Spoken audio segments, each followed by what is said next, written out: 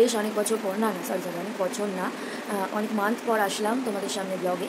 তো চলো আমি সারাদিন সকাল থেকে কী করি না করি আজকে। Good morning. ঘুম থেকে উঠেই আমার কাজ হলো গরম জল করা, কারণ আমি চিয়া সিডটা ভিজিয়ে রাখি আধা ঘন্টার জন্য, ওই কারণে। ততক্ষণ চিয়া সিডটা আধ ঘন্টার জন্য ভিজুক, আর এদিকে আমি চাদরটা পাল্টে নিলাম। আজ কিন্তু সানডে আমি প্রত্যেক সপ্তাহে চাদরটা পাল্টাই। এই দেখো, দেখেছো ইন্ট্রোটাই তো দিইনি, অনেক মাস হয়ে গেছে তো ব্লগ করিনি, হয়তো ভুলে গেছি। তো চলো, welcome back to my channel. আশা করি তোমরা সবাই ভালো আছো, আমি খুব ভালো আছি। আয়ুষী দত্ত চ্যানেলে তোমাদেরকে ওয়েলকাম জানাই। জানো তো, অনেক দিনের ইচ্ছে ছিল নিজের সংসার হবে, এটা হয়তো প্রত্যেকটা মেয়েরই ইচ্ছে থাকে। আমার তো সংসার অনেক বছর হয়ে গেছেই পেতেছি, তবে যে সংসারে কোনো বাধা থাকবে না, ভয় থাকবে না, দুটো ভুল করলে কথা শোনানোর কেউ থাকবে না, আজকে সেই সংসারই আমি করেছি। নিজের মতন করে তৈরি করেছি, সুন্দর করে নিজের সংসারটাকে গুছিয়েছি, আর সেটা একমাত্র পসিবল হয়েছে আমার হাজবেন্ডের জন্য। Thank you so much. Thank you বললেও অনেকটা কম বলা হবে তোমাকে। আমরা এখন চলে এসেছি ত্রিপুর সুন্দর মন্দিরে।